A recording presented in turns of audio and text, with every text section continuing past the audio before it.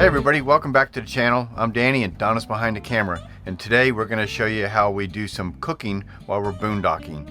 So we're completely off of solar right now, and what we're going to do is we're going to use a slow cooker and we're going to cook some cheesy ravioli. Over here are our ingredients for tonight's dinner. It's a really simple, easy meal. We've got some frozen tortellini over here, some mozzarella, 8 ounces of mozzarella, 1 pound of ground beef, 1 can or jar of marinara sauce. We got 1 yellow onion, oregano, red pepper, garlic in the jar, salt and pepper, and some cream cheese and green onions. So we're going to show you how to cook this up. This is a real easy meal to make, so we're going to show you how to do it. Welcome to our channel. We are Forever Dreaming.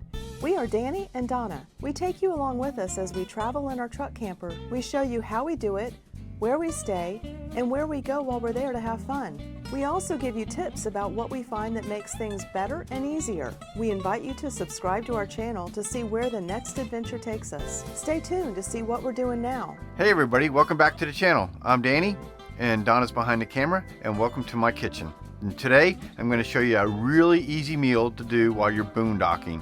And this is going to be cheesy tortellini. And some of the ingredients that we're going to be using is a frozen bag of cheesy tortellini, 8 ounces of mozzarella, 1 pound of ground beef, and you can go heavier on the ground beef if you need to, 1 jar of marinara, some oregano, red pepper, some garlic, salt and pepper, Philadelphia cream cheese or the Walmart generic, and 1 onion, and the green onions. We're going to cook all of that in the crock pot. We're going to cook that on high for 2 hours. So here's the deal.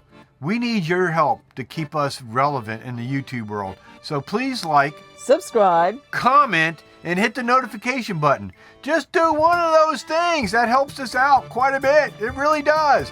Thanks guys for watching and your support. So one thing that we do is, because our lid comes off, is I bungee cord this. And a lot of times when we're traveling, I'll set this in here, plug it in, and cook it while we're driving down the road. So if it does spill, it spills in the sink, but we haven't had anything spill out of it since I bungee corded it. And another thing that you need to do, or we do when we're boondocking, where we're trying to watch our water usage, is we use the slow cooker liner bags. So when cleanup is ready to do, all you do is pull out the bag and you don't have to do any other cleanup. So the first thing we do is we're going to add the 1 pound of ground beef, and again, that is going to be based on what your size family is, and for me and Donna, 1 pound beef is what we need. I'm going to turn on the propane. Like I said, this is about the only part of the prep here that you do outside of the crock pot, and we're just going to brown the ground beef up. With the onion, you're just basically adding this in for flavor and a little bit of crunchiness.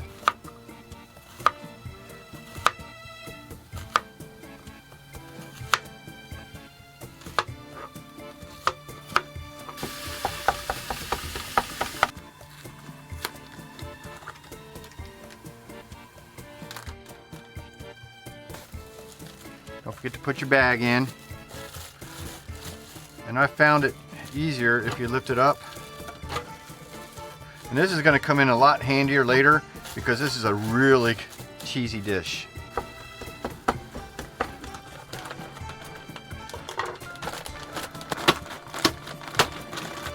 So you're going to break them up because we're going directly from frozen. Kind of like you would do a bag of ice. And you're just going to pour them directly into the pot. Just like that. Okay, next thing is the marinara, and you're going to use the whole thing. And when you do this, you just kind of want to try to spread it around as best as possible. And make sure you get all the sauce out, because you're going to need it all. So give it a couple of love taps, finish it up, and you can always save these for your grease later on. Okay, so now I'm coming in with the cream cheese, and you can do this a couple different ways. I like to put it right in the center. So I'm going to put it right there. And you'll see why later after it's done cooking.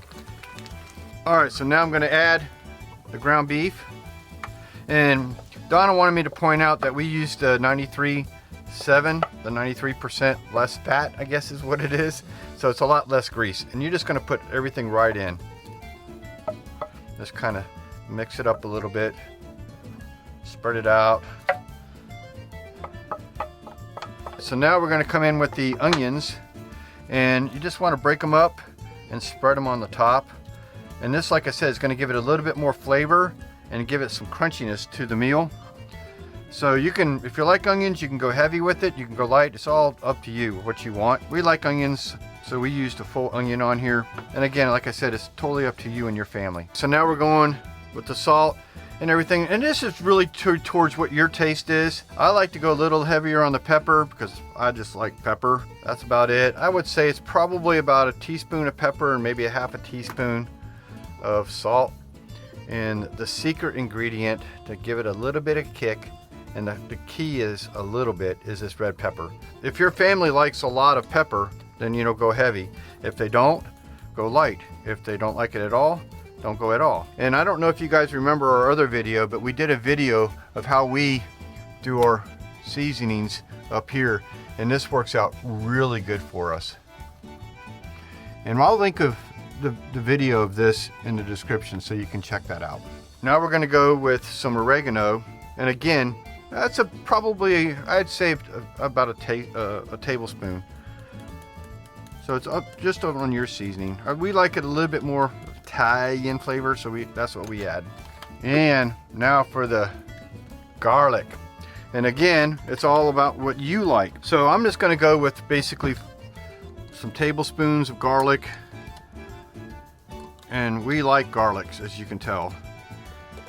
And now, one of the last ingredients is an 8-ounce bag of mozzarella, and you're gonna just sprinkle it on top. Just kind of, again, pass the love around, because this is gonna be really good when it's done. And the last thing that we do, just to give it a little bit more color, is we'll take a pair of scissors and give some chives on top. Some green onion. That's basically just to give it a little bit more seasoning, but to give it some color too. So basically, when you get everything done, put in there, go ahead and put your lid on. And this is a fast cooking meal because everything's already done. You've already cooked the hamburger meat, and everything else you're just warming up and melting. So we're going to set this to high, and we're going to set it for 2 hours. And that's it. You set it and forget it. You come back in 2 hours. Now, one of the reasons that we use a slow cooker, it's super easy to do, and we make enough. This is a big slow cooker for us, but we'll have enough in here for like 2 or 3 servings. So we'll eat what we want tonight, and then we'll portion it out and put it in the freezer, and it's already done. And we'll have other meals that are already done. So when we're traveling, it's already cooked. All we got to do is just warm it up in the microwave or warm it up in the pan. That's what it looks like for right now, and stay tuned. In about 2 hours we'll show you how to finish it up. I'm making my contribution to dinner. I'm making a salad. When we're RVing, I like to use the bag salads as a starter. To that salad, I add things like tomatoes and maybe some feta cheese, some green onions. Danny really likes this cranberry pecan topping that adds a little bit of sweetness and a little bit of crunch, and also croutons. Now, in the salad, it's not just the lettuce and carrots. When you buy these bag salads, it's really convenient because it comes with the dressing, and it comes with different things depending on which salad you get. This is the avocado dressing that this particular one comes with. It comes with some extra cheese, and it comes with tortilla strips. So I'm going to throw this together.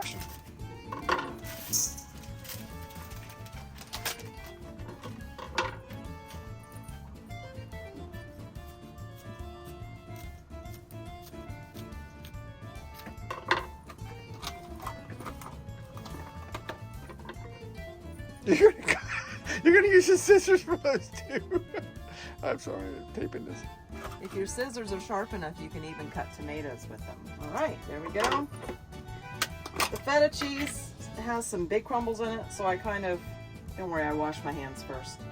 Kind of crumble it a little bit more for the big pieces. And this feta cheese will go real good with the dinner tonight too, since it's Italian. But I thought feta cheese was Greek. Woo! Next. Maybe I'll cut that away. And now for the cranberry pecan topping.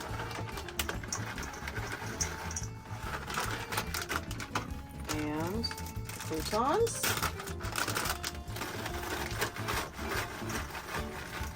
This is going to be a big salad for 2 people.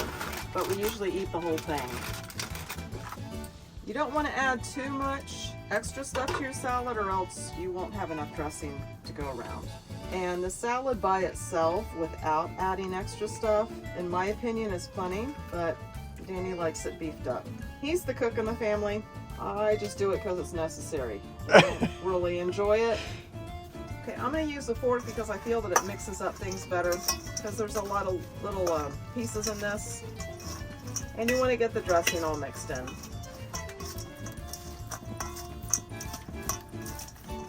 Yummy, yummy. I feel like Rachel Ray. Okay, I'm done. Hey, look at us on TV. All right. This is a healthy portion of salad, I know. The salad's healthy for you, right? Hey, you don't have to give me all that. Well, when you add stuff to it, it ends up being a lot. I'm done.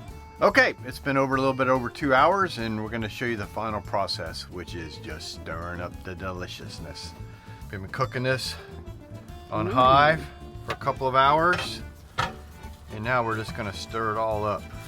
Get all that cheese and everything in there.